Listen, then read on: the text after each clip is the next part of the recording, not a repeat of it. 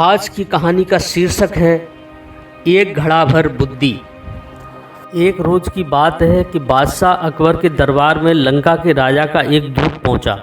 उसने बादशाह अकबर से एक नई तरह की मांग करते हुए कहा, आलम पनाह, आपके दरबार में एक से बढ़कर एक बुद्धिमान, होशियार तथा बहादुर दरबारी मौजूद हैं। हमारे महाराज ने आपके पास मुझे एक घड़ा भरकर बुद्धि लाने के लिए भेजा है। हमारे महाराज को आप पर पूरा भरोसा है कि आप उसका बंदोबस्त किसी न किसी तरह और जल्दी ही कर देंगे। यह सुनकर बादशाह अकबर चकरा गए।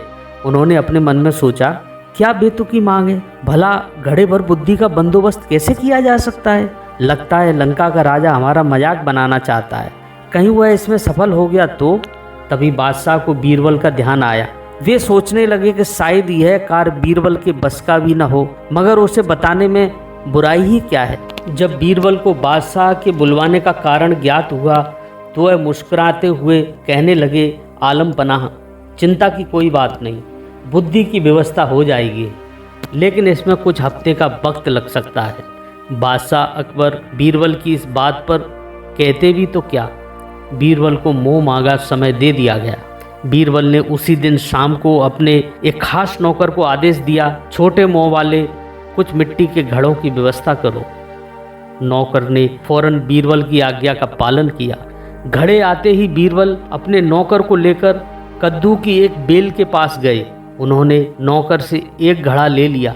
बीरबल ने घड़े को एक कद्दू के फूल पर उल्टा लटका दिया। इसके बाद उन्होंने सेवक को आदेश दिया कि बाकी सारे घड़ों को भी इसी तरह कद्दू के फूल पर उल्टा रख दें। बीरबल ने इस काम के बाद सेवक को इन घड़ों की देखभाल सावधानी पूर्वक करते रहने का हुक्म दिया और वहां से चले गए। बादशाह अकबर ने कुछ दिन बाद इसके बारे में पूछा तो बीरबल ने तुरंत उत्तर दिया, आलम पनाह, इस कार्य को हो चुका समझें, बस 2 सप्ताह का समय और चाहिए, उसके बाद पूरा घड़ा बुद्धि से लबालब भर जाएगा। बीरबल ने 15 दिन के बाद घड़ों के स्थान पर जाकर देखा कि कद्दू के फूल घड़े जितने बड़े हो गए हैं। उन्होंने नौकर की प्रशंसा करते हुए कहा, तुमने अपनी जिम्मेदारी बड़ी कुशलता पूर्वक निभाई है, इसके लिए हम तुम्हें इनाम देंगे। इसके बाद बीरबल ने लंका के दूत को बादशाह अकबर के दरबार में बुलाया और उसे बताया कि बुद्धि का घड़ा लगभग तैयार है। और बीरबल ने तुरंत ताली बजाई। ताली की आवाज़ सुनकर बीरबल का सेवक एक बड़ी थाली में घड़ा लिए हुए बड़ी शान से दरबार में हाजिर हुआ। बीरबल ने घड़ा उठाया और उसे लंका के दूत के हाथ में सौंपते हुए कहा, लीजिए श्रीमान, आप इसे अपने महाराज को भेंट कर दीजिए, लेकिन एक बात अवश्य ध्यान रखिएगा कि खाली होने पर हमारा यह कीमती बर्तन हमें जैसा का तैसा वापस मिल जाना चाहिए। इसमें रखा बुद्धि का फल तभी प्रभावशाली होगा जब इस बर्तन को कोई नुकसान न पहुँचे।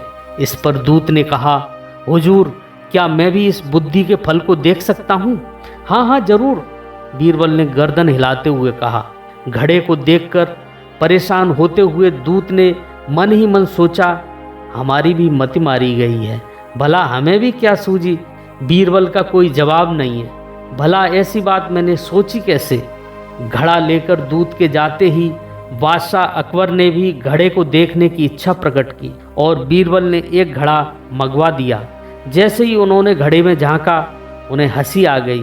वे बीरबल की पीठ ठोकते हुए बोले, मान गए भाई, तुमने बुद्धि का क्या शानदार फल पेश किया है।